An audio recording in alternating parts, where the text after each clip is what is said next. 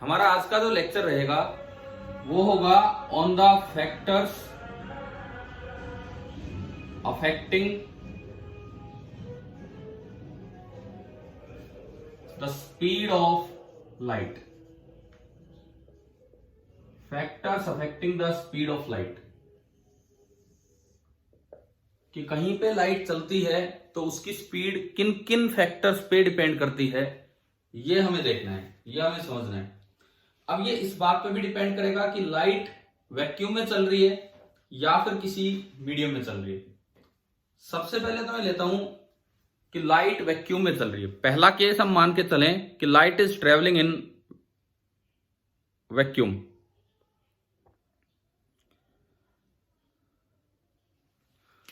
देखिए case first, in vacuum. अगर light vacuum में ट्रेवल करे तो उसकी स्पीड किन फैक्टर्स पे डिपेंड करती है, बताओगे? अगर लाइट वैक्यूम में ट्रेवल करे तो उनकी स्पीड किन फैक्टर्स पे डिपेंड करती है? देखो यहां पे वैक्यूम में जो स्पीड ऑफ लाइट है, जिसको हम c से डिनोट कर देते हैं, वो फिक्स है 299,792,458 मीटर पर second, and this is a universal constant. This is a universal constant. This is independent of all the parameters. किसी भी पैरामीटर पे डिपेंड नहीं करता है, तो कोई फैक्टर ऐसा नहीं होगा जिसपे speed of light in vacuum depend करे। चाहे ऑब्जर्वर चले, चाहे सोर्स चले, चाहे मीडियम चले, चाहे कुछ हो, चाहे वेवलेंथ चेंज कर दो, चाहे फ्रीक्वेंसी चेंज कर दो, कुछ भी कर लो आप, लेकिन चाहे इंटेंसिटी चेंज कर दो, speed of light in vacuum एक यूनिवर्सल कांस्टेंट है, वो इन किसी भी पैरामीटर्स में इन पे डिपेंड नहीं करते हैं। जैसे मान लो एक सवाल आ जाए, एक क्वेश्चन इस तरह से आ जाए, यहां से लाइट जा रही है c स्पीड से,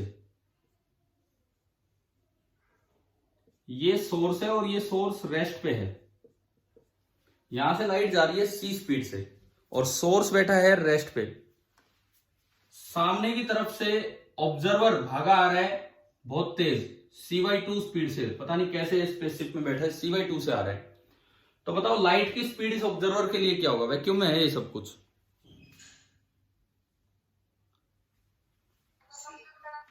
जब दो चीजें अपोजिट डायरेक्शन में चलती हैं तो रिलेटिव स्पीड निकालने के लिए ऐड करना होता है कि सब्ट्रैक्ट करना होता है? तो अभी बताओ यहां स्पीड ऑफ लाइट कितनी होगी इस ऑब्जर्वर के लिए? इस ऑब्जर्वर के लिए स्पीड ऑफ लाइट कितनी होगी? दोबारा बोलना, देखो मैं ऑप्शंस लिखता हूं। पहला ऑप्शन c, दूसरा ऑप्शन c/2, तीसरा ऑप्शन 3c/2 एंड चौथा ऑप्शन नन ऑफ दिस। बताएं क्या होगी?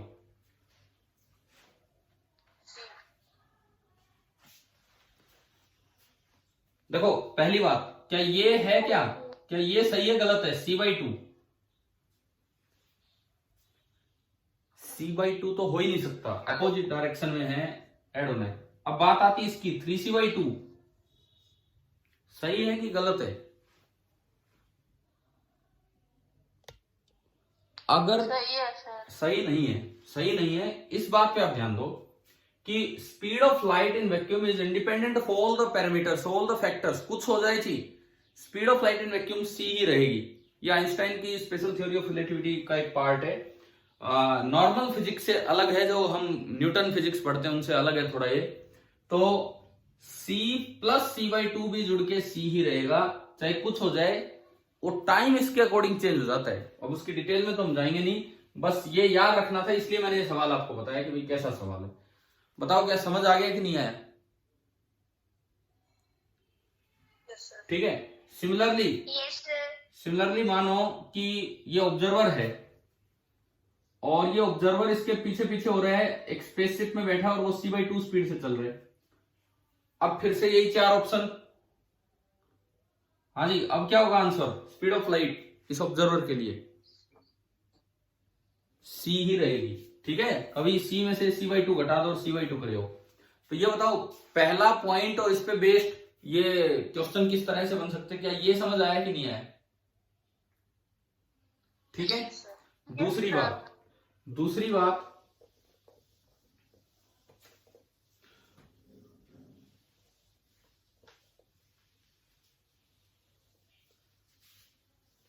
केस सेकंड, मान लीजिए लाइट एक मीडियम में चल रही है, वैक्यूम के अलावा वाटर, ग्लास, इस तरह से,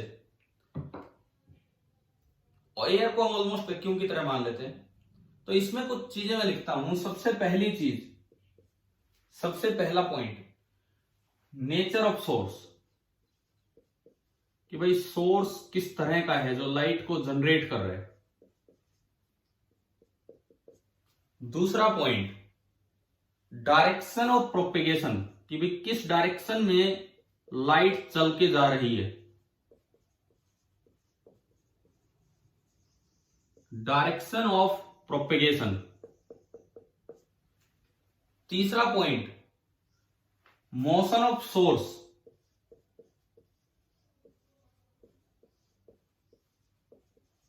चौथा point, motion of observer.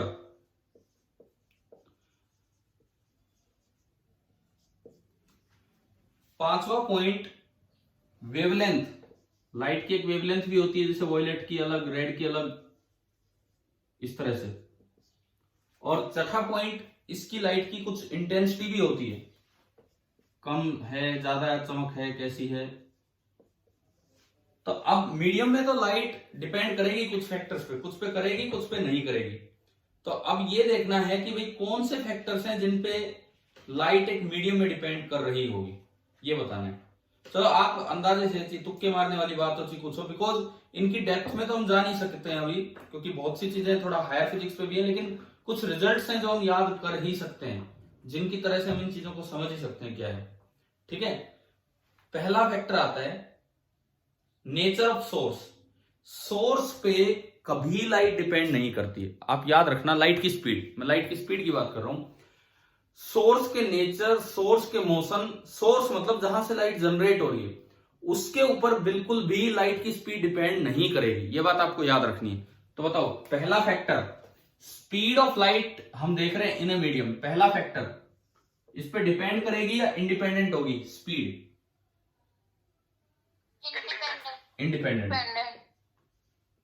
Independent होगी। दूसरी बात, और सोर्स कहां है, ये रहा, motion of source. Motion of source इससे भी क्या हो जाएगी, बिल्कुल इंडिपेंडेंट। ठीक है। डायरेक्शन ऑफ प्रोपेगेशन, देखो स्पीड ऑफ लाइट जो होती है वो मीडियम पे डिपेंड करती है। स्पीड ऑफ लाइट जो होती है वो मीडियम पे डिपेंड किया करती है। डायरेक्शन कि लाइट वर्टिकली जा रही है, हॉरिजॉन्टली जा रही है, उधर जा रही है, इधर जा रही है, जब तक मीडियम आइसोट्रोपिक है। आइसोट्रोपिक मतलब हर डायरेक्शन में उसकी प्रॉपर्टीज एक जैसी हैं। जब तक मीडियम आइसोट्रोपिक है, हर डायरेक्शन में उसकी प्रॉपर्टीज एक जैसी हैं, तब तक स्पीड हर तरफ सेम रहेगी। तो बताओ डायरेक्शन ऑफ प्रोपेगेशन पे स्पीड डिपेंड कर रही है कि नहीं कर रही है, अगर मीडियम एक जैसा है तो? तो यहां लिखना चाहिए independent if medium is isotropic. Anisotropic नहीं है, आइसोट्रोपिक है, हर तरफ एक जैसे है। अच्छा, अब एक चीज आती है मोशन ऑफ ऑब्जर्वर।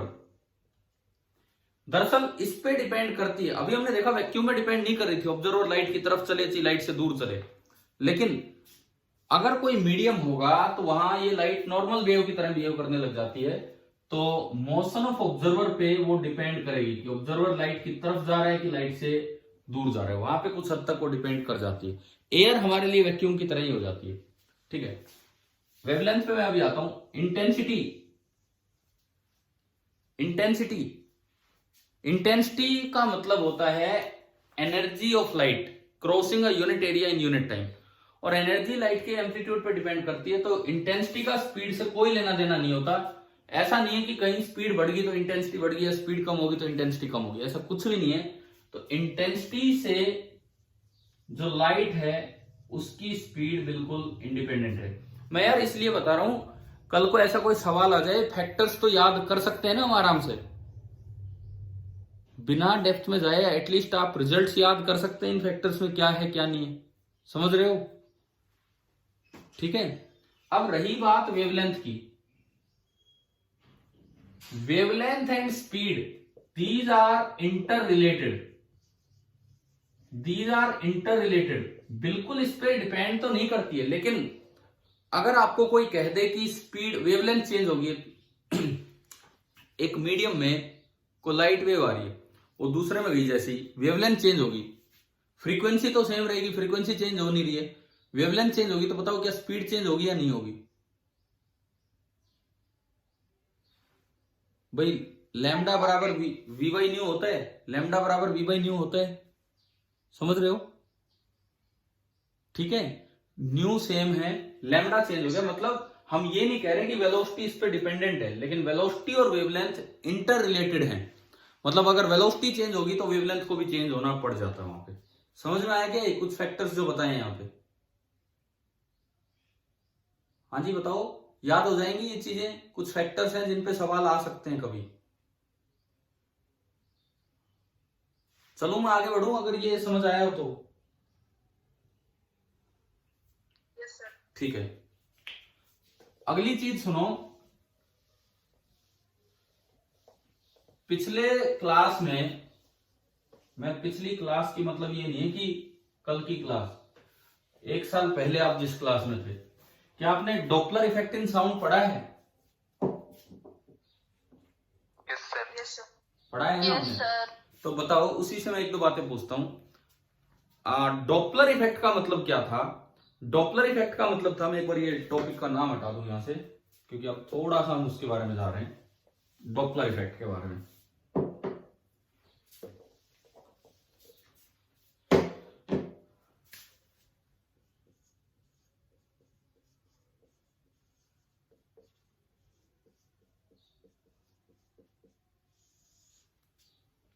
देखो, डॉपलर इफेक्ट का मतलब था कि जब सोर्स और ऑब्जर्वर इनके बीच की दूरी कम या ज्यादा हो, तो जो वेव चल के आ रही है, जो भी वेव चल के आ रही है, उसकी एक्चुअल फ्रीक्वेंसी और जो ऑब्जर्वर को दिखाई या सुनाई देगी, वो ऑब्जर्व फ्रीक्वेंसी दोनों अलग अलग होती है।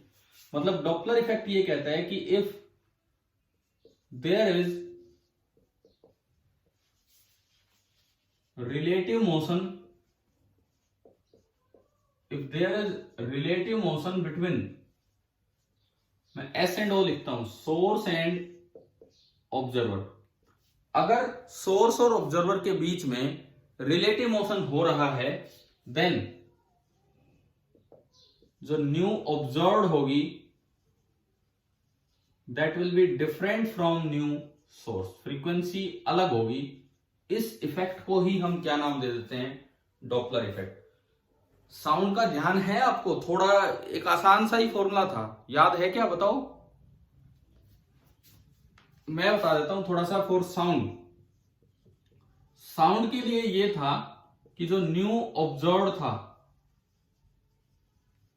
दैट इज इक्वल टू, एक फैक्टर बनता है इनटू न्यू एक्चुअल जो थी सोर्स की, वो उस फैक्टर में ऊपर v, ये वेलोसिटी ऑफ साउंड है, यहां भी वेलोसिटी ऑफ साउंड है, यहां आती थी वेलोसिटी ऑफ ऑब्जर्वर, और यहां आती थी velocity of source,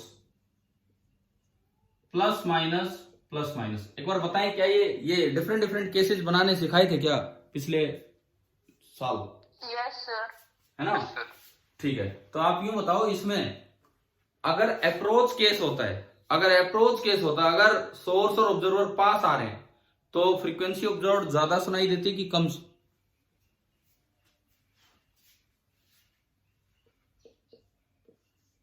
if distance between S and O, अगर एस और ओ के बीच की दूरी कम होने लग रही हो, if distance between S and O is decreasing,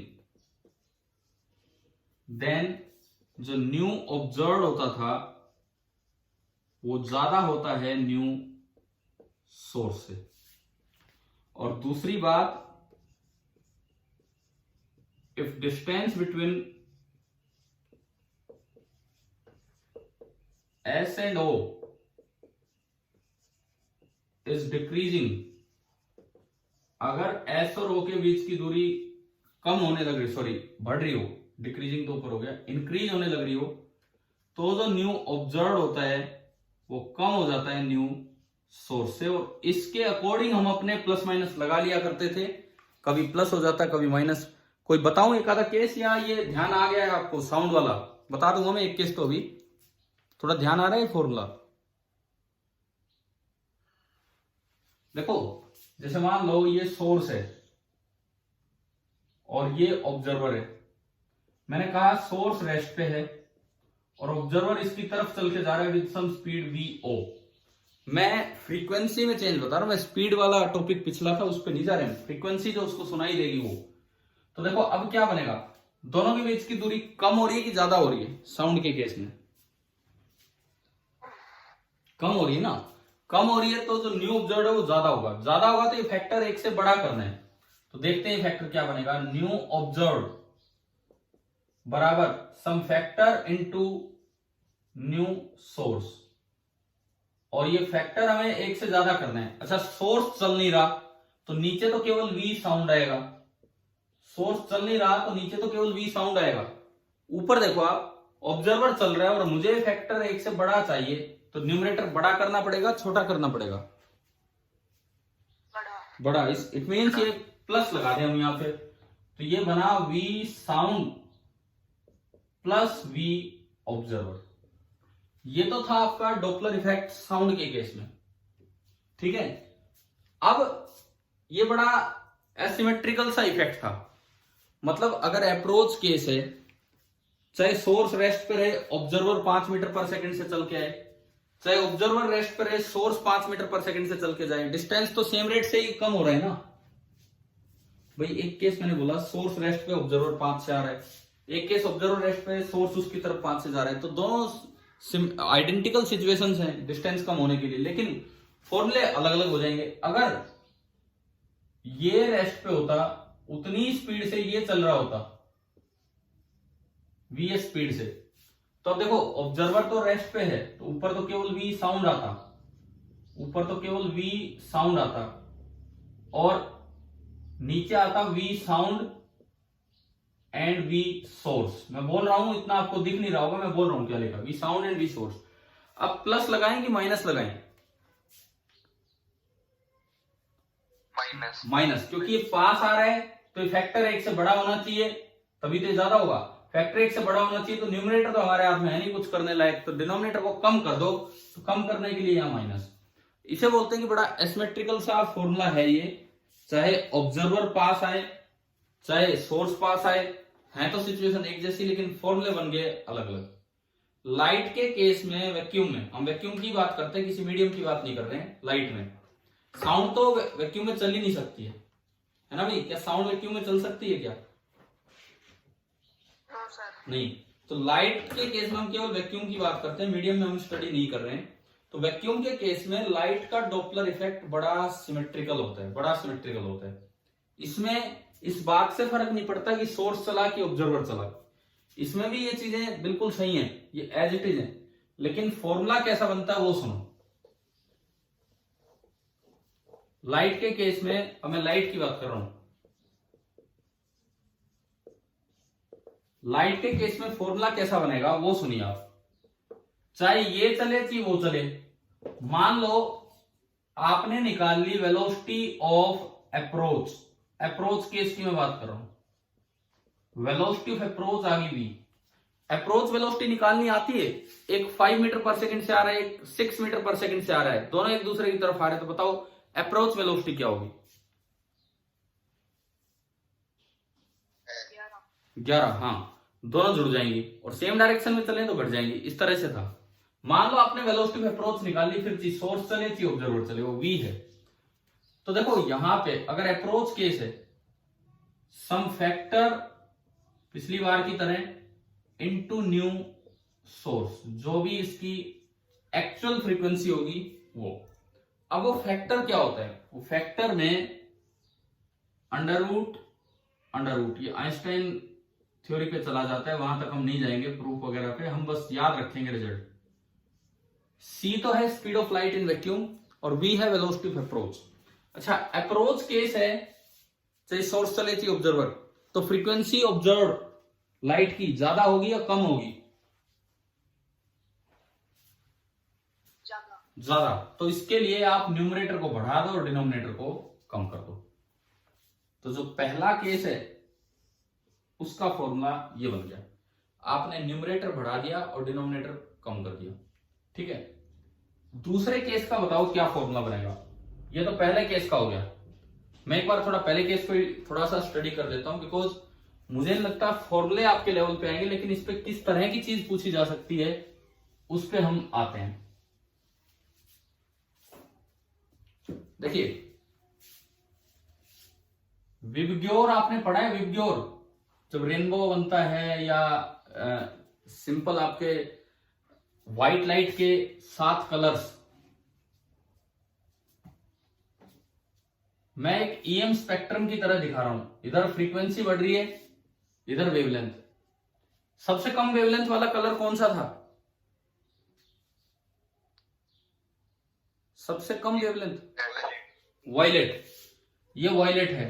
उसके बाद इंडिगो, उसके बाद ब्लू, उसके बाद बोलो ग्रीन, उसके बाद येलो, ऑरेंज एंड रेड। ये हमारी पूरी सीक्वेंस है। अब सुनो, इधर वेवलेंथ बढ़ रही है और उधर वेवलेंथ कम हो रही है। अब इसमें ना मेनली हमारे जो दो डिस्टिंक्ट कलर्स माने जाते हैं, वो एक तो है ब्लू, वॉयलेट और इंडिगो की बजाय उधर हम ब्लू तक ही रुक जाते हैं, ठीक है, हम उसी को ढंग से आइडेंटिफाई कर पाते हैं। और इधर की तरफ है रेड, ब्लू एंड रेड। तो अगर मान लीजिए ये वाला केस है, अप्रोच केस है, अप्रोच केस, तो बताओ जो लाइट असल लाइट होगी उसकी बजाय आपको कैसी लाइट दिखेगी? वो ब्लू की तरफ शिफ्ट होती दिखेगी या रेड की तरफ? न्यू बढ़ा है, न्यू बढ़ा है तो वेवलेंथ क्या हुई होगी? कम हुई होगी, ज्यादा हुई होगी? भाई अगर न्यू बढ़ा है तो वेवलेंथ कम हुई होगी कि ज्यादा हुई होगी? ज्यादा। न्यू बढ़ा है, फ्रीक्वेंसी बढ़ी है, तो वेवलेंथ कम हुई होगी कि ज्यादा हुई होगी? कम। ये देख लो, आप इसमें देख लो, अगर फ्रीक्वेंसी बढ़ती है तो उधर वेवलेंथ कम हो रही है, यानी कि जो लैम्डा ऑब्जर्व्ड है this is less than lambda source. अब बताओ, अगर लैम्डा थोड़ा कम हुआ है तो आप ब्लू की तरफ शिफ्ट हो रहे हो कि रेड की तरफ? अगर लैम्डा कम हो रहा है तो ब्लू की तरफ, ब्लू, ठीक है ना। जहां भी आप थे उससे ब्लू साइड में चले जाएगा ये कलर। इट मींस ये वाला जो केस है अप्रोच केस, इसको लाइट में नाम दिया जाता है ब्लू शिफ्ट। अप्रोच केस को बोला जाता है ब्लू शिफ्ट। और ये नॉर्मली हमें नहीं दिखता, ऐसा थोड़ी कि कोई ग्रीन कलर की शर्ट पहन के आ रहा है और मुझे ब्लू दिखने लग जाए, या कोई येलो कलर की शर्ट पहन के आ रहा है मुझे ग्रीन दिखने लग जाए, ऐसा तो नहीं होता। लेकिन वो स्पीड बहुत कम है, वो उसकी स्पीड बहुत कम है। जब आप कंपेरेबल टू लाइट स्पीड से चलने लगोगे ना, तो ये फर्क ऑब्जर्व होंगे। और इसका बड़ा इंपॉर्टेंस है इस डॉपलर इफेक्ट का, लाइट वाले का। इससे स्टार्स की गैलेक्सीज की इनकी स्पीड निकाल ली जाती है, केवल इस चीज से कि उसका कलर में कितना चेंज आ रहा है, उसकी फ्रीक्वेंसी में कितना चेंज आ रहा है। अच्छा, हम दूसरे पे चलते हैं। Distance between S and O is increasing, तो फ्रीक्वेंसी ऑब्जर्व कम चाहिए, तो बताओ यहां क्या फॉर्मूले में क्या बदलाव होगा? फॉर्मूले में क्या बदलाव होगा? ऊपर माइनस, नीचे प्लस। हाँ, ये कम चाहिए तो ऊपर तो माइनस हो जाएगा, नीचे प्लस। और अब जो v है, ये v, इससे फर्क नहीं पड़ेगा सोर्स चला कि ऑब्जर्वर चला कि दोनों चले। और जो v बनेगा वो आपका हो जाएगा वेलोसिटी ऑफ सेपरेशन। v जो बनेगा वो आपका होगा वेलोसिटी ऑफ सेपरेशन, ठीक है। जैसे एक सोर्स रेस्ट पे है, ऑब्जर्वर 5 से इधर जा रहा है, बात एक ही है। ऑब्जर्वर रेस्ट पे, सोर्स 5 से उधर जा रहा है, बात एक ही है। दोनों 2.5 से चल रहे तो भी बात एक ही है। तो तीनों केस में सेम फॉर्मूला है। मतलब डॉपलर इफेक्ट लाइट में सिमेट्रिकल है कि एसिमेट्रिकल है? सिमेट्रिकल है। अगर आप किसी मीडियम की बात नहीं कर रहे हैं, अगर आप वैक्यूम की बात कर रहे हैं तो ठीक है। अब इसके बाद देखो, अगर ये वाला केस है, अगर न्यू ऑब्जर्व्ड कम है, अगर न्यू ऑब्जर्व्ड कम है तो जो वेवलेंथ होगी वो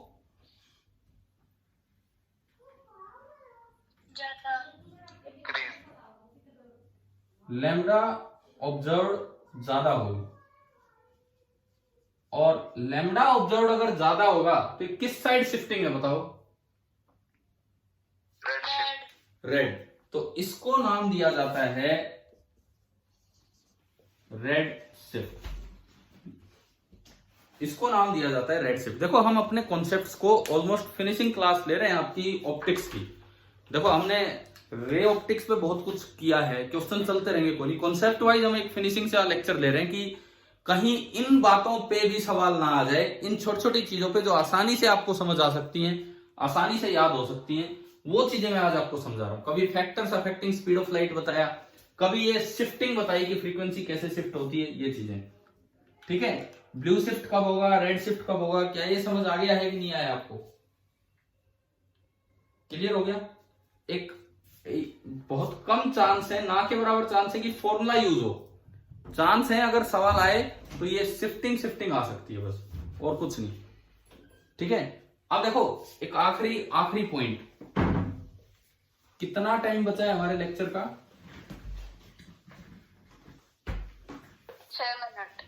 6 मिनट, ठीक है। बहुत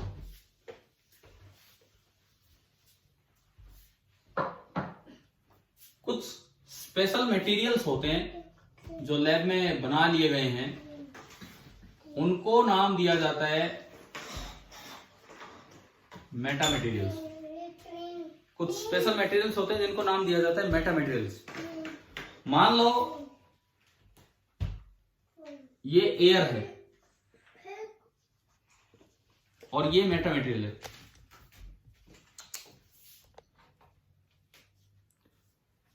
एयर है और ये मेटा मटेरियल है। सुनो, एयर का रिफ्रैक्टिव इंडेक्स 1 है, मेटा मटेरियल का n है। ये ऐसे स्पेशल मटेरियल्स हैं जिनका रिफ्रैक्टिव इंडेक्स नेगेटिव होता है। ये ऐसे स्पेशल मटेरियल्स हैं जिनका रिफ्रैक्टिव इंडेक्स नेगेटिव होता है, ये है। अच्छा अब देखो, सुनो, इनकी क्या स्पेशल प्रॉपर्टी है। ये मैंने नॉर्मल बनाया, ये मैंने नॉर्मल बनाया। अब यार ये तो हमारी समझ से परे हो जाएगा। अभी यार नेगेटिव रिफ्रैक्टिव इंडेक्स का क्या मतलब है? कुछ मतलब है, वो हम आगे बढ़ के बड़ी क्लासेस में सीखेंगे 12th तक, लेकिन अभी सीखिए अभी का क्या मतलब है। सुनो, सपोज ये कोई लाइट रे यहां से आती है at an angle I, light ray यहां से आई एट एन एंगल आई। आपने मैथ्स में क्वाड्रेंट सिस्टम सीखे? क्वाड्रेंट सिस्टम ट्रिग्नोमेट्री में, ये फर्स्ट क्वाड्रेंट, ये second quadrant, third quadrant and fourth quadrant. Light ray अक्सर जब आती है तो कौन से क्वाड्रेंट से हम लेके चलते हैं? सेकंड से। और अक्सर कौन से क्वाड्रेंट में जाती है? टुवर्ड्स द नॉर्मल जाए चाहे अवे फ्रॉम द नॉर्मल जाए, किधर जाएगी? फोर्थ में। लेकिन ये कुछ ऐसे स्पेशल मटेरियल्स होते हैं जिनमें लाइट रे ना इधर बेंड हो जाती है, इधर। कौन से क्वाड्रेंट में? थर्ड क्वाड्रेंट में, ठीक है। और ये एंगल है आर। एक बार आईआईटी जेईई में ये क्वेश्चन आ चुका, कुछ साल पहले की बात है, कुछ नहीं 5-6 साल हो गए, मे भी 7 साल हो गए हूं शायद, तो 13 या 14 के आसपास की बात, 2013 या 14। तो सुनो, उसमें यही पूछा था, 4 ऑप्शन थे, एक में सीधी निकल गई, एक में अवे फ्रॉम द नॉर्मल, एक में टुवर्ड्स द नॉर्मल, और एक में ले आए थे थर्ड क्वाड्रेंट में। तो अगर मेटा मटेरियल है तो उसमें जो लाइट रे है वो थर्ड क्वाड्रेंट में आ जाती है। पहली बात तो ये। दूसरी बात, क्या स्नेल्स लॉ इनके लिए वैलिड होता है? एन तो नेगेटिव है, तो क्या स्नेल्स लॉ वैलिड होगा?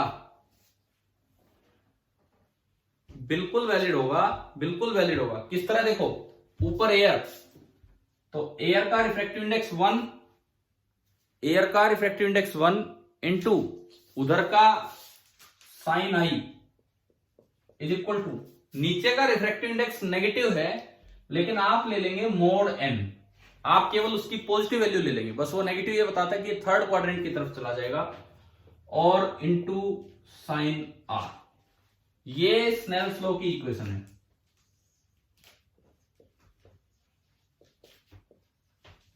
समझ आ गया ये वाला मटेरियल क्या है क्या नहीं है?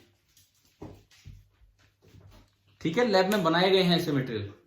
और देखो स्नेल्स लॉ की एक गलत सी इक्वेशन तो कॉर्पस्कुलर थ्योरी ने भी दी थी, हमने पढ़ी ना लास्ट क्लास में, यस सर। है ना, वो भी ध्यान रखना। मे भी देखो ये ऐसे कॉन्सेप्ट हैं, इन पे अगर सवाल बन के आएगा और आपने नहीं पढ़ रखा तो डेफिनेटली नहीं होगा। ये कोई न्यूमेरिकल नहीं है, कॉन्सेप्ट हैं छोटे छोटे, चाहे हिस्टोरिकल कॉन्सेप्ट हो या कुछ भी हो।